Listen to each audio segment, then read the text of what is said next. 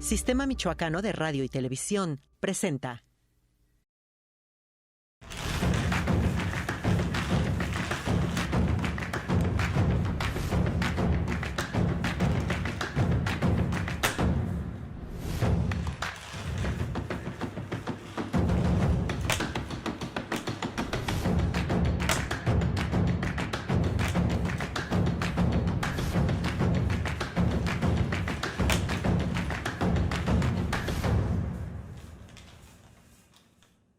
¿Qué onda con la reforma política electoral en el país? ¿Qué onda con temas como migración, pueblos originarios y también con inseguridad en Michoacán en temas políticos electorales?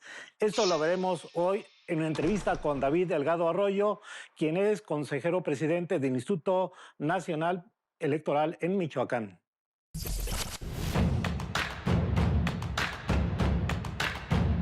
David, bienvenido. Muchas gracias, Samuel. Un gusto estar contigo. Yo me imagino que de niño, cuando te acuerdas de lo que te acuerdas, nunca pensaste ser árbitro electoral. No, por supuesto que no. De hecho, mi primera aspiración de niño, luego de que mi papá me regaló unos libros de Time Life para que supiera qué estudiar de grande, yo lo que quería hacer era astrónomo.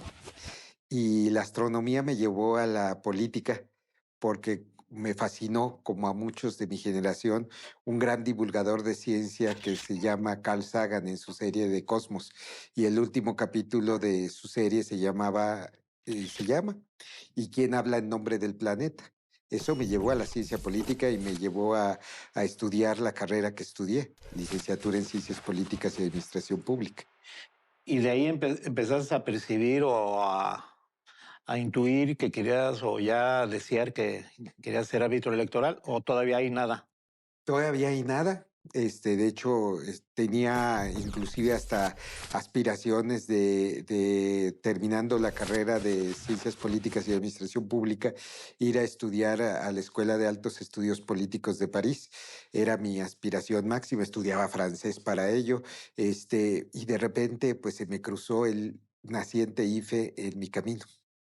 El Instituto Federal Electoral. Justo en el momento en que estaba siendo creado, tuve la oportunidad de hacer mi servicio social ahí y ya jamás salí. ¿En qué área iniciaste? Empecé haciendo mi servicio social en la Dirección de Estadística y Documentación Electoral, en la entonces Dirección Ejecutiva de Organización Electoral.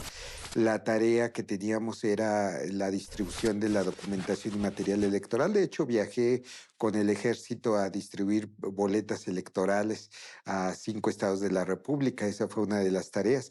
Y justo cuando terminaba mi servicio social me contrataron de técnico, que fue mi primer trabajo, y una de las cosas fascinantes que me tocó hacer fue estar junto con otros 2 compañeros coordinando los faxes donde se recibían las actas de escrutinio y cómputo en el antecesor del PREP, que era el CIRE, el Sistema de Información de Resultados Electorales. ¿Qué año estamos hablando? ¿Qué época? 1991.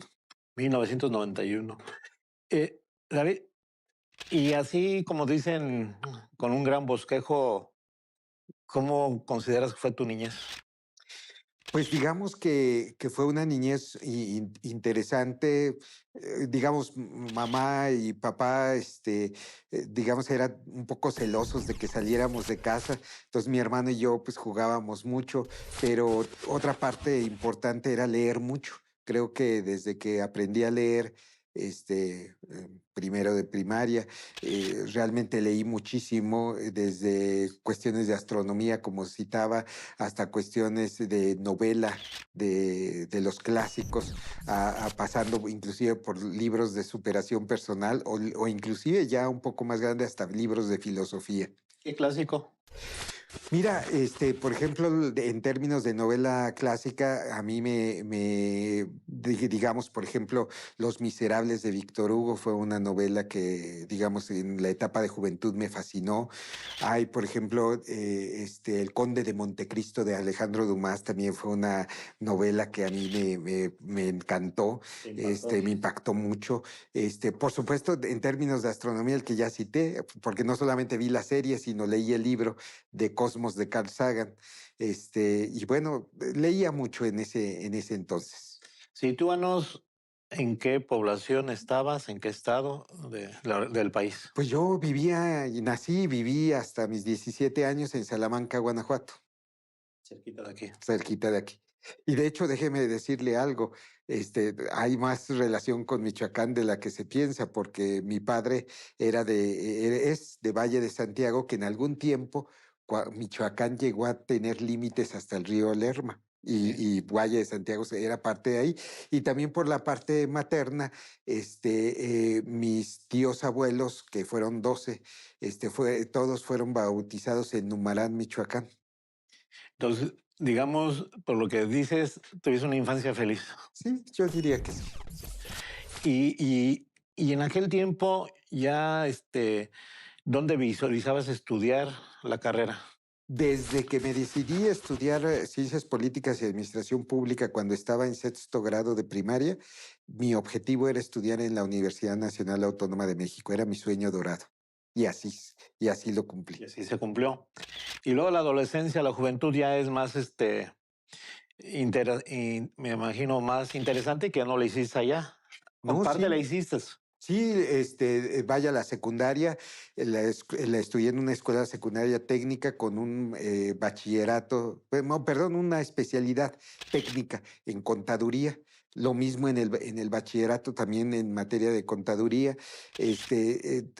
Digamos que decía, es que yo leo la ciencia política y la filosofía la leo y me parece hasta cierto punto sencilla, pero lo que me hace falta no es el qué, sino el cómo y el cómo está en la administración pública. ¿Y eras de 8, de 7, de 9 o de 6? Pues no, no, sí tenía muy buenas calificaciones, aunque debo de decirte que en la secundaria pues decidí ser un poco más de relajo que de estudio, lo cual cambió cuando entré en la preparatoria, porque la preparatoria en la que estudié, que es incorporada a la Universidad de Guanajuato, si no estudiabas te quedabas fuera. De hecho, hicimos el examen de admisión cerca de 1,000 alumnos en Salamanca y salimos como 50. O sea, entonces sí era muy duro. Había que estudiar, no había de otra. Y ya en la UNAM, La UNAM ya, ya, fue muy fascinante porque tuve muy buenos maestros en la universidad. Por ejemplo, Juan María Alponte, un maestro de excelencia fascinante. Otro maestro que tuve fue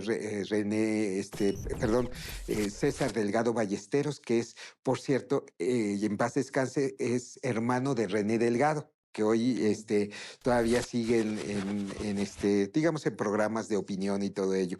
Tuve Jacqueline Pechard fue mi maestra, entonces tuve una universidad muy fascinante en términos de maestros. ¿eras noviero? Digamos que no fui noviero hasta... Suspenso así. Pues es que no había mucho tiempo de ser noviero. Había que estudiar un tanto hasta por sobrevivencia, porque pues tampoco había los recursos del mundo como para no cumplir con la escuela y titularme. Entonces creo que esa era mi prioridad, no tanto. Sí tuve una que otra novia, pero creo que eso se retrasó mucho en mi vida. De hecho, mi primer hijo lo tuve hasta que llegué a Morelia. Tú vivías una época en donde todavía los jóvenes, yo soy creo que más grande que tú, pero los jóvenes todavía había curiosidad por fumar marihuana, ¿eh? ¿Tú nunca probaste? Fíjate que no, Samuel. Creo que estaba tan adentrado en el estudio, porque de hecho, déjame decirte una cosa. En la universidad, adelanté materias de tal manera que terminé un año antes que toda mi generación. Y además de esto, pues también llevaba otros retos como inglés, como francés, como cómputo, programación en COBOL, en BASIC, o sea, y además llevaba taller de oratoria con un grande en aquel entonces. Entonces, hacía muchas cosas. De hecho, salía de mi cuarto donde vivía a las 6 de la mañana y regresaba a las 11 de la noche. Vamos a un corte y regresamos con David Alejandro, titular del IFE, INE, IFE, Fíjate, INE en Michoacán, me remontaste a aquella época. Sí, ¿verdad?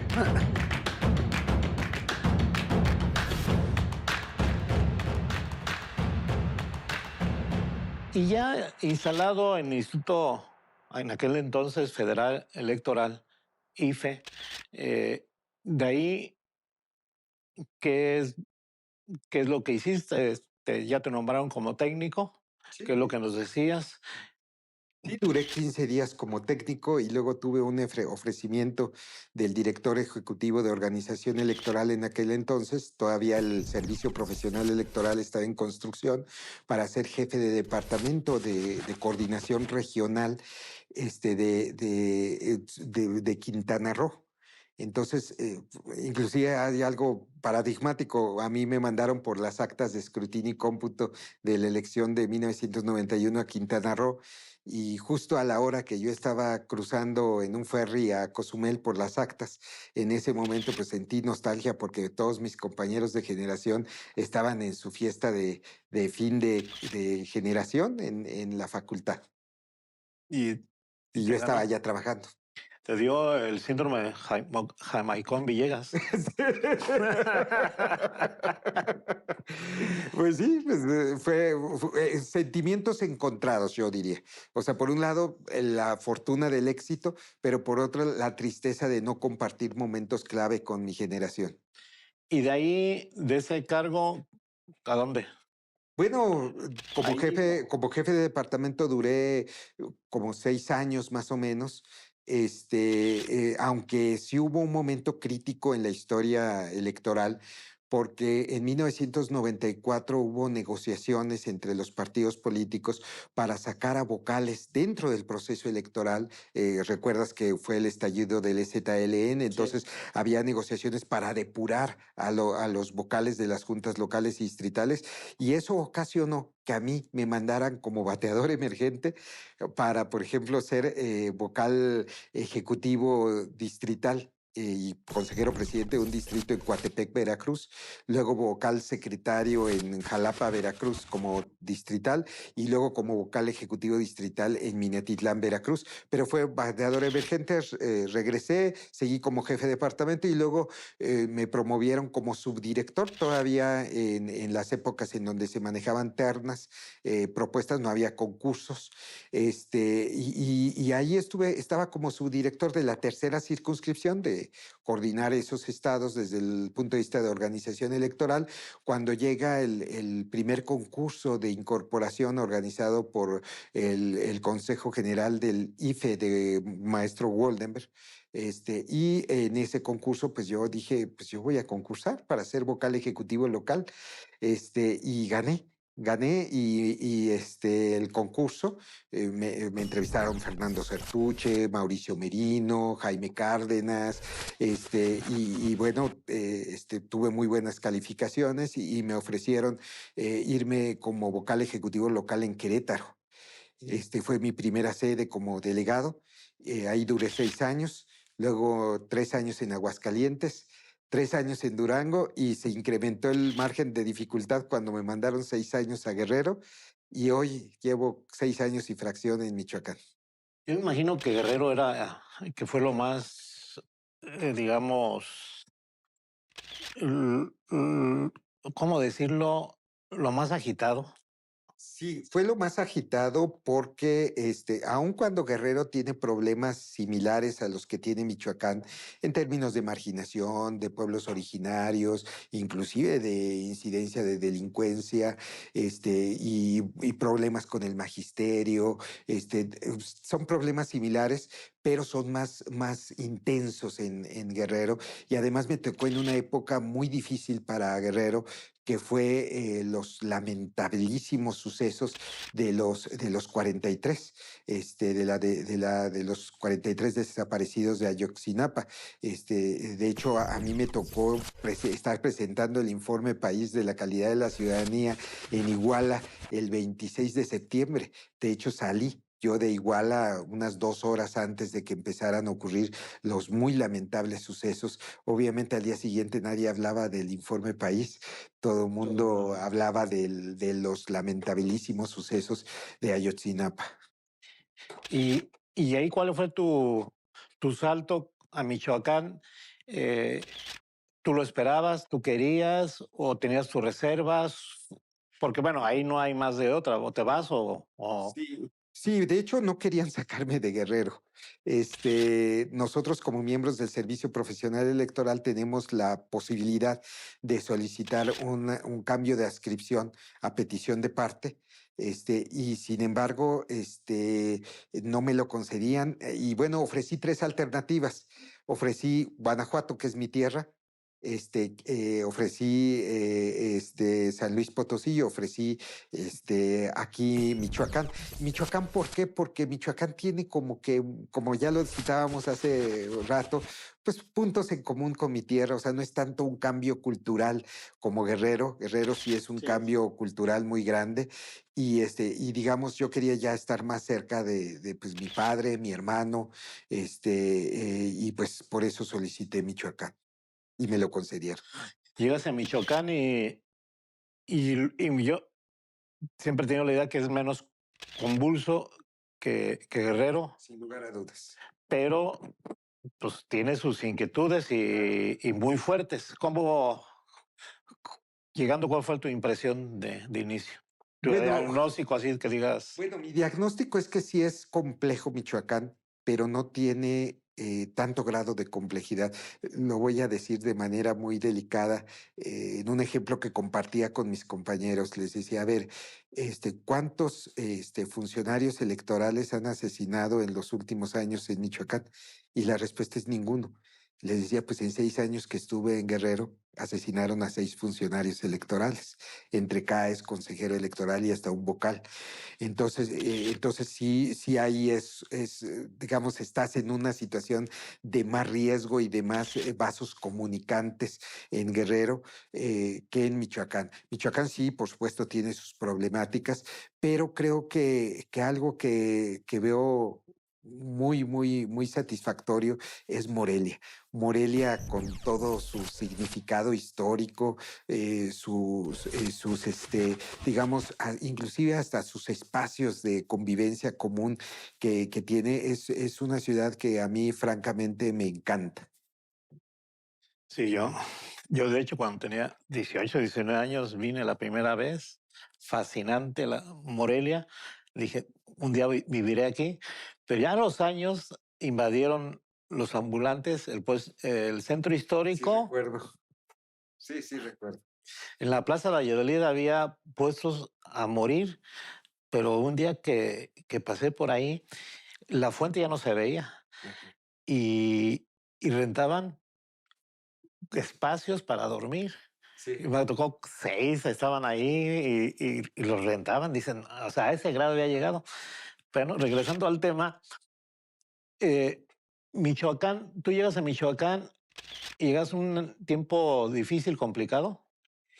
Yo no lo veo tan complicado porque ya habían pasado situaciones muy complicadas que yo viví en Guerrero en 2015, cuando el magisterio se movilizó en contra de las elecciones, un sector del magisterio. Creo que las elecciones primeras que me tocaron aquí de 2018, no fueron tan complejas, solamente un reto, sí, muy particular que he aprendido mucho aquí en Michoacán, que tiene que ver con la postura de los pueblos originarios a raíz de Cherán, que se oponen al ejercicio pleno de sus derechos político-electorales porque no quieren que estén los partidos haciendo elecciones y tampoco que se instalen casillas. Es un reto, digamos, muy grande porque ha ido aumentando el número de casillas en las últimas elecciones, en donde no se instalan por esos motivos, porque, digamos, la tesis Cherán ha irradiado en otras comunidades que luchan, digamos, de manera muy justa por mejores condiciones de vida. Eso no se discute, por supuesto, en los pueblos originarios, pero a mí sí me parece preocupante el hecho de que se les limite el derecho a votar por otras elecciones, como para presidente de la República, para senadurías, para gubernatura, para el Congreso del Estado. Entonces sí, una de las tareas más intensas que tengo en Michoacán y que no tenía en otros estados donde he sido vocal ejecutivo es dialogar muchísimo con estas comunidades. Vamos a un corte y regresamos contigo, David.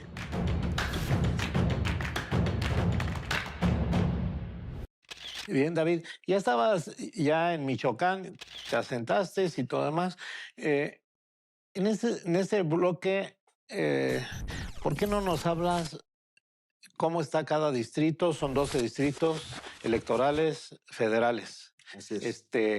Bueno, y de ahí salen 12 diputados de mayoría relativa de carácter federal.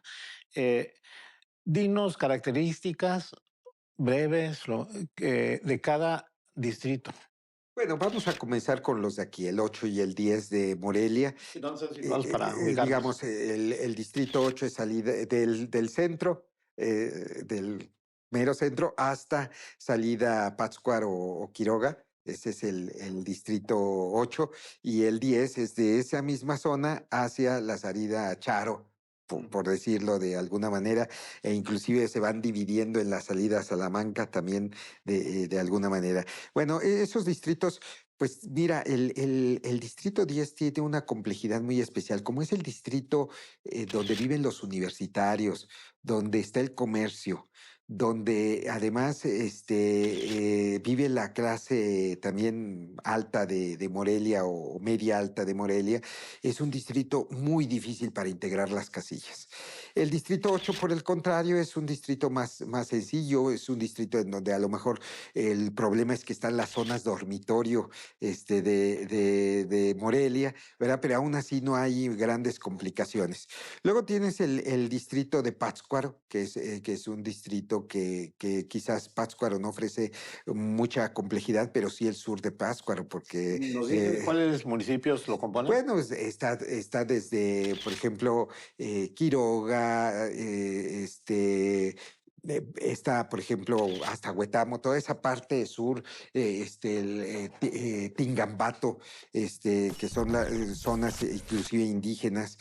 Ahí sí el problema es que ahí empieza el problema indígena. O sea, de Santa Fe de la Laguna, por ejemplo, o el propio Tingambato es un problema. Entonces, luego tenemos, por ejemplo, el distrito indígena propiamente, que es el distrito 7 con cabecera en Zacapo. Ese es el distrito en donde tenemos el problema que ya te comenté de la instalación de casillas de manera mayoritaria. Tenemos también, por ejemplo, el distrito de Zamora, que es un distrito en donde tenemos unas dificultades enormes para la contratación de capacitadores, asistentes electorales, porque ahí hay digamos, como que la mano de obra es como de temporal, de repente sí tiene mucho trabajo, cuando no lo tiene, salen a otras partes, entonces sí es un problema ahí. Luego está Jiquilpan, que tiene algunos problemas de inseguridad por la frontera con Jalisco. Tenemos Puruándiro, que por cierto es un distrito que tiende a desaparecer, es un distrito Puruándiro, que es la parte del Bajío, michoacano. Puruándiro es un distrito que yo pudiera caracterizar con mucha inmigración.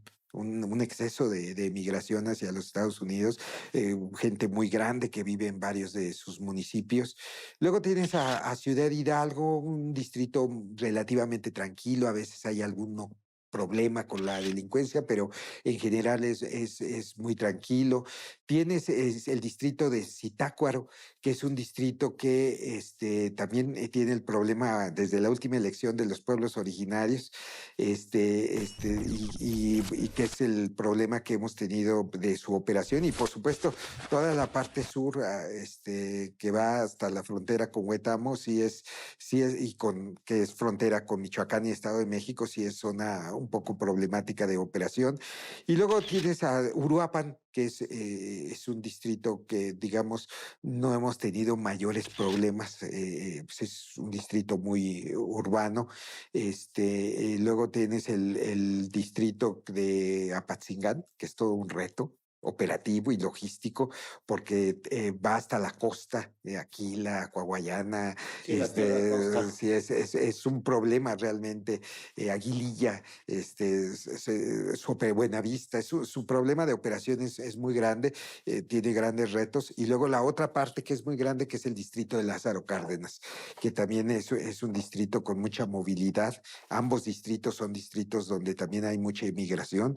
Y bueno, así, a grandes rasgos podría yo Estás citarte. hablando, podemos decir que los grandes, digamos, situaciones así complicadas, difíciles, por no decir graves, tienen que ver con la inseguridad, tienen que Así ver es. con la emigración Así es. y que Y otro, los pueblos originarios. los pueblos originarios. Así es, Eso que es son una, complicaciones en el ámbito electoral.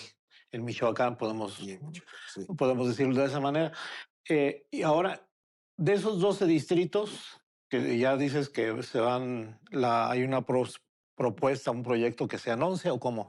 Sí, de hecho, el Consejo General del INE va a aprobar la distritación el próximo 14 de diciembre, en donde debido al equilibrio poblacional que constitucionalmente deben de tener los distritos, ya no da para 12 distritos, ya da para 11 distritos. Entonces va a haber una reconfiguración de los distritos que debido a un muy buen trabajo que se hizo por parte del vocal del registro con la Comisión Local de Vigilancia, donde están partidos políticos, se logró convencerlos de que, digamos, la cabecera que desapareciera fuera una cabecera que no nos costara tanto operativamente mudarla. Y es que resulta que hay cabeceras o oficinas distritales que cuestan mucho mudarlas porque hay un centro de verificación y monitoreo, que son equipos que graban las señales digitales de radio y televisión. Entonces, los dos únicos distritos que no tienen estos centros de monitoreo son Pátzcuaro y Puruándiro. Y Puruándiro particularmente fue lo que los partidos pues llegaron a ese consenso que esa cabecera desapareciera y hay una reconfiguración general de los municipios y de las secciones en todo el estado. Se buscó que fuera el más mínimo grado de afectación para que la identificación de la gente no sufriera grandes cambios, inclusive en el número de distrito. Y bueno, para allá vamos. Lo que sí es que ya no vamos a coincidir con los distritos locales, porque la distritación a la cual llegué en 2016 convencimos a los partidos de algo muy bueno operativamente. Si tienes 12 distritos federales y 24 locales, ¿por qué no haces dos distritos locales en uno federal? Y así se configuró. En Michoacán fuimos, de hecho, innovadores en Michoacán en esa materia, a tal grado que a Jalisco lo obligaron a tener el mismo número la misma geografía de distritos federales y locales porque tenían el mismo número de Y ahí se distritos. rompe con la cuestión de Y hoy se pasar a rompe. 11 porque ya es Ahora impar. se va a romper, pero se buscó tratar de que el efecto fuera el mínimo. Poblacionalmente, ¿tú te das cuenta cómo cambia de manera general la población en Michoacán? ¿Es menos ya? ¿Es más? ¿O es...? No, sí crece la población de Michoacán. El problema con Michoacán es que su tasa de crecimiento es mucho más lenta que la de otras entidades federativas de la República. Por ejemplo, hay estados como Coahuila o Monterrey, bueno, Nuevo León, que tienen una tasa de crecimiento muy alta, igual, por ejemplo, Querétaro, tienen tasas de crecimiento muy altas. Y Michoacán tiene una tasa de crecimiento lenta porque tiene mucha inmigración. Ujú. Entonces, debido a esa inmigración, pues, y a que no hay una suficiente inscripción en la lista nominal de electores residentes en el extranjero, es que se da este efecto que desbalancea y que genera que Michoacán ya no tenga tanta población, digamos, en proporción a otros estados de la República, porque sí, llegué con un padrón de 3.450.000, ahorita el padrón anda cerca de los 3.700.000, o sea, Sí, pero sí lento. crece, pero lento. Vamos a un corte y regresamos contigo, David. Es titular del Instituto Nacional Electoral, INE, todavía.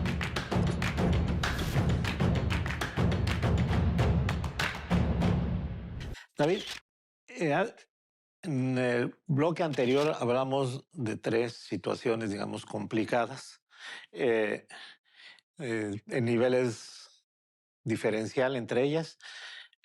Hablamos de migración, hablamos de inseguridad y hablamos de los pueblos originarios.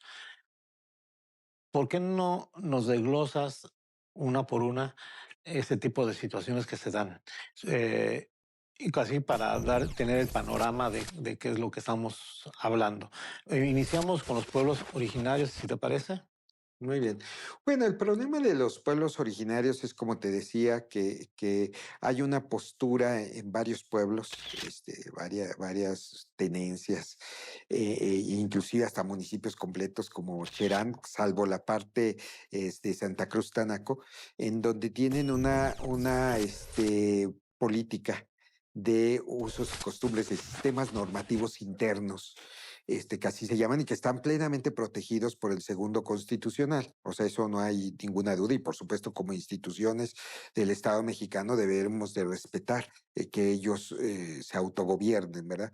Sin embargo, su postura va mucho más allá que la postura que siguen, por ejemplo, pueblos oaxaqueños, en donde sí se eligen por usos y costumbres, pero sí permiten la instalación de casillas para otro tipo de elecciones, no las municipales, en la mayoría de los casos de Oaxaca. Entonces, ese ha sido un problema porque, bueno, el INE por disposición constitucional debe de proteger los derechos político-electorales de la ciudadanía y tiene que tener una posición de hacer hasta lo imposible porque se ubiquen casillas en esas zonas y ellos en términos de su postura hacen hasta lo imposible también ¿Por qué no? porque no se instalen las casillas. Entonces, y además se ha incrementado, por ejemplo, de 2018, 57 casillas no se instalaron por esta razón y en el 2021 fueron 88 casillas que no se instalaron por esa razón. Y el problema que yo estoy viendo es que están identificando la postura del autogobierno por sistema normativo interno automáticamente con el derecho a no instalar casillas. El problema es que se limitan sus derechos político-electorales y quizás son pueblos que precisamente por los amplios márgenes, alta marginalidad que tienen pobreza, que sufren, pues sí es muy importante que tengan un espacio o espacios en los órganos de decisión del presupuesto, como en el Congreso del Estado y en el Congreso de la Unión. Yo, de hecho, diría que sería muy positivo que, como ha sucedido en el ámbito federal, en donde se obliga a los partidos políticos a postular candidaturas indígenas en aquellos distritos con condición indígena, también se hiciera localmente para que se les abriera esos espacios y fuera más interesante su participación, inclusive fortalecerlos por la vía plurinominal, sería yo creo lo que yo generaría como respuesta. A ver, en esta situación, por ejemplo, eh, yo tengo la idea que el Estado, como tal, no es capaz de obligar a Cherán como municipio autónomo a que se instalen casillas. Es una obligación del Estado ese tipo de situación y no lo está haciendo. Mira, creo que ahí el detalle es que el INE no ha querido ir a la confrontación, porque su postura es una postura de que nosotros ya acordamos que no hay casillas y no se instalan casillas. Entonces el INE no puede ir a confrontarse, no es una institución que confronte o que pida que el ejército instale una casilla. Por supuesto que también es cierto que de parte de ellos están limitando un derecho político electoral y que hay ciudadanas y ciudadanos de Cherán que inclusive han presentado juicios de protección de los derechos político electorales que no están conformes con esa decisión de su autoridad. Entonces tendríamos que buscar decisiones más inteligentes, digamos, menos confrontativas. Inclusive yo he sugerido a mis autoridades centrales abrir la posibilidad del voto electrónico. No sé si eso se haga porque pues yo no lo decido. Y además tiene que tener un acompañamiento legislativo, quizás sean los temas pendientes de alguna reforma. Voto electrónico por la vía Internet podría ser una solución no confrontativa, pero digamos, sí tenemos que pensar en opciones para que aquellas ciudadanas y ciudadanos que sí quieran ejercer su derecho al sufragio lo hagan porque es un derecho humano. La otra situación que hablamos complicada, difícil por decirle, es la cuestión de la inseguridad. Eh, Ahí cómo está Mira, sí es un reto la inseguridad, pero mira, en términos muy generales, el INE ha logrado convencer por medio de los capacitadores asistentes electorales que son de las regiones donde se instalan las casillas, que sean gente que los conocen en sus regiones. Entonces eso nos ha ayudado a entrar a todas las zonas. Solamente ha habido algunas situaciones muy tensas en el pasado proceso, por ejemplo, en Aguililla, pero finalmente lo resolvimos. Hay algunas otras, por ejemplo, en Buenavista, algunas comunidades de Cualcomán que tienen este tipo de problemáticas para instalar las casillas, pero no son grandes problemas porque son casillas con población muy, muy fraccional. Y ahí sí, por ejemplo, una de las comunidades de Cualcomán donde no pudimos instalar una casilla, le dijimos a la población que además ya no estaba ahí, estaban de refugiados en Cualcomán.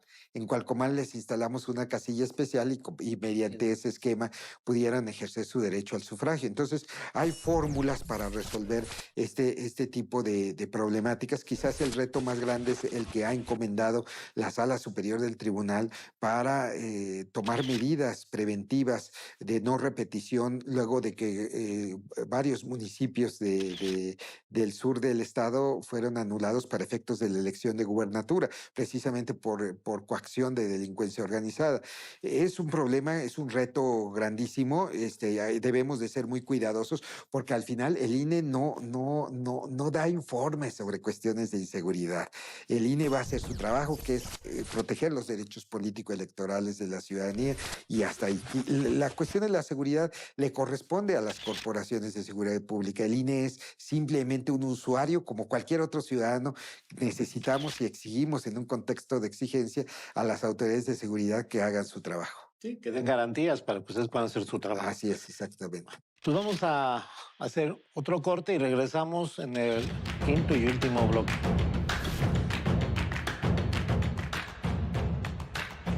El bloque anterior ya no nos dio tiempo a hablar de otra situación complicada, difícil en el Estado, en tema político electoral, que es el tema de la migración. ¿Nos puedes decir cómo estamos en ese sentido? Bueno, Michoacán, se sabe, inclusive se dice entre los michoacanos que hay otro Michoacán en los Estados Unidos. Michoacán tiene una alta incidencia de migración. De hecho, en términos de lo que nosotros hacemos, como es la credencial para votar desde el extranjero, es el estado que más ha solicitado credenciales para votar en el extranjero, pero curiosamente es el estado que menos activa su credencial para el ejercicio de votar.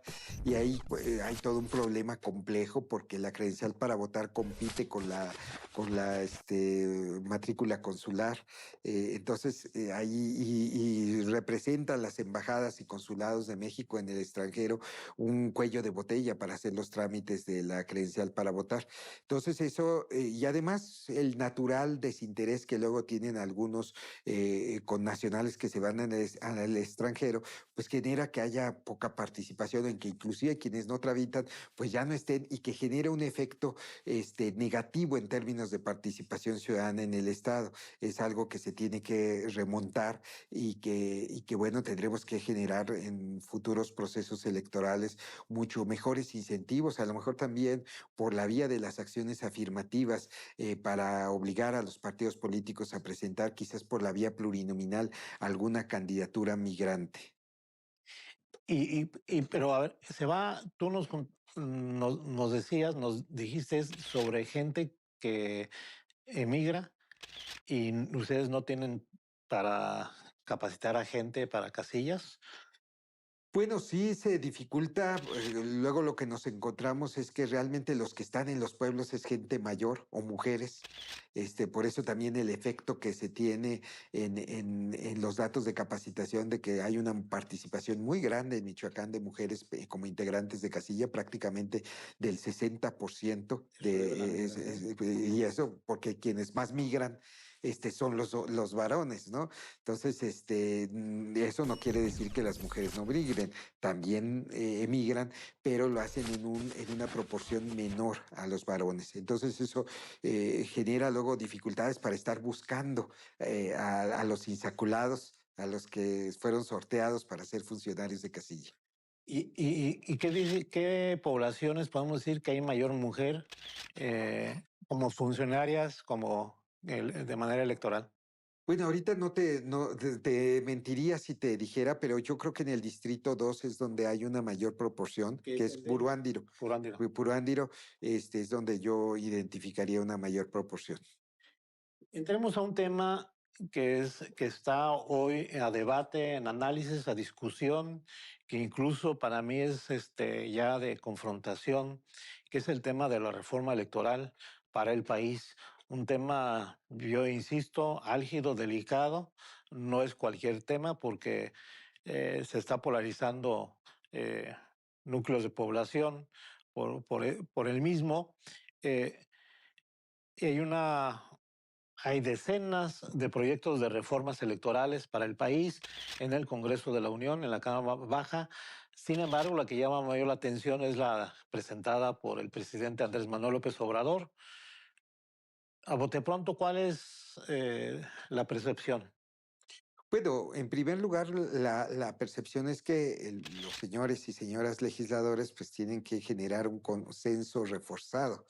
¿Qué significa consenso reforzado? Como estamos hablando de las reglas del juego político, lo que les pediríamos, inclusive un servidor como ciudadano y hasta como autoridad, es que lleguen a un consenso, no a una ruptura o a un mayoriteo. ¿Por qué un consenso reforzado? Porque se trata de las reglas para la renovación del poder.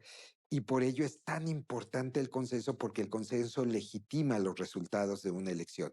Si se van, como ya llegó a ocurrir hacia 2006, que se fueron sin un consenso en términos, por ejemplo, del nombramiento de los consejeros en aquel entonces, pues lo que puede o tiende a suceder es que hay una desconfianza en la actuación del órgano electoral. Entonces, creo que los partidos tienen en su cancha una gran responsabilidad de llegar al consenso reforzado. O sea, no cualquier consenso, no por un tema y otro, no, un consenso pleno de que estamos todos de acuerdo en esas reglas. La percepción, pues, por supuesto, es que hay muchas iniciativas, 104 me parece que están discutiéndose en el Congreso. Algunas son las más públicas, que son las que han motivado movilizaciones ciudadanas de manera significativa, que tienen que ver con la presidencia de la República, lo que ha planteado que bajo el tema de la austeridad hace una serie de propuestas de eliminación de eslabones que pueden ser preocupantes. David, ¿cuáles serían, digamos, los puntos que consideras álgidos? eh, digamos, la elección, la propuesta de elección de consejeros magistrales electorales por voto directo. Bueno, primero no me posicionaría ni a favor ni en contra de la propuesta, pero sí aportar algunos elementos técnicos sobre la misma. Me da la impresión de que se está regresando a puntos ya discutidos en el país. Esto de la votación popular me recuerda a lo que sucedía en el siglo XIX, después de la Constitución de 1857 y que se reformó con la del 17, de que los magistrados de la Suprema Corte eran elegidos por voto popular, lo cual los politizó y generaron situaciones de inestabilidad política desde épocas de Juárez como magistrado de la Suprema Corte, luego en términos de Lerdo de Tejada y luego de José María Iglesias, y que terminó generando condiciones para la llegada del porfirismo. Entonces, creo que esa discusión es una vieja discusión en donde habría que cuidar sobre todo el carácter contramayoritario que deben de tener los jueces e inclusive las autoridades electorales, porque somos quienes protegemos los derechos político-electorales, inclusive de la minoría. También hay otro detalle que hay que informar de manera técnica el tema. La reducción de 11 a 7 consejeros 2 es como retrotraer a la composición del Consejo General del IFE de 1990, en donde se llegó a la conclusión de que debido a la sofisticación de temáticas que tenían que tratar, era necesario incrementar el número de consejeros. Y retrotrae también otra discusión que tiene que ver con el tema de cuándo elegirlos. Vaya, se había avanzado en ese tema en el sentido de que no hubiera renovación total para que hubiera una composición de experiencia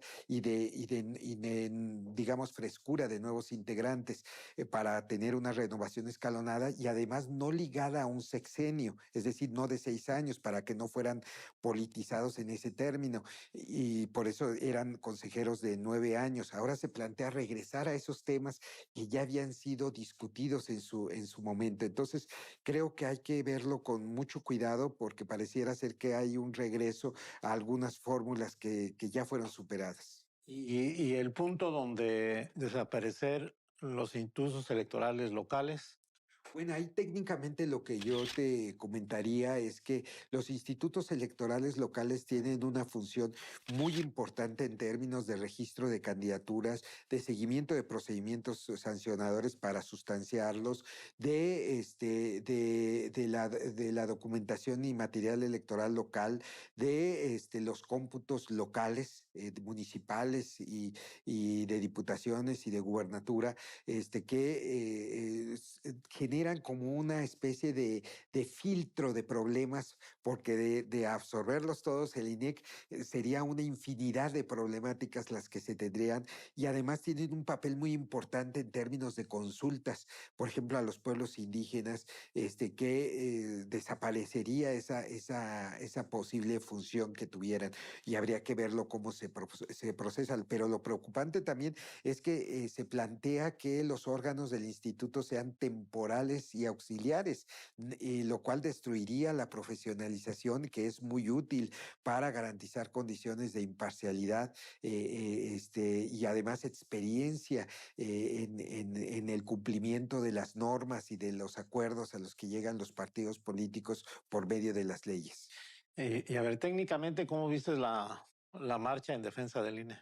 Bueno, yo creo que con agradecimiento como funcionario electoral, yo creo que ante la polarización que han generado los políticos, el INE nos une. Creo que hay que agradecer, y eso además representa para los funcionarios electorales un contexto de exigencia, de redoblar nuestros esfuerzos de cumplimiento de los principios rectores con imparcialidad, legalidad, máxima publicidad, objetividad, certeza, todo nuestro profesionalismo. Es decir, no es un cheque en blanco. Es redoblar nuestro esfuerzo, y un agradecimiento a la ciudadanía que salió a manifestarse a favor del INE. O sea, ¿por qué no ir desmontando algunas cosas que realmente han ido en la exageración de las peticiones que formulan algunos partidos políticos? Y eso podría generar economías. Creo que hay cosas que deben de verse de manera más quirúrgica, y no tan, digamos, generalizada. Pues sí, lamentablemente se nos acabó el tiempo. Nos podemos dar otra 2 horas, pero David, te agradecemos. Muchas gracias, Samuel.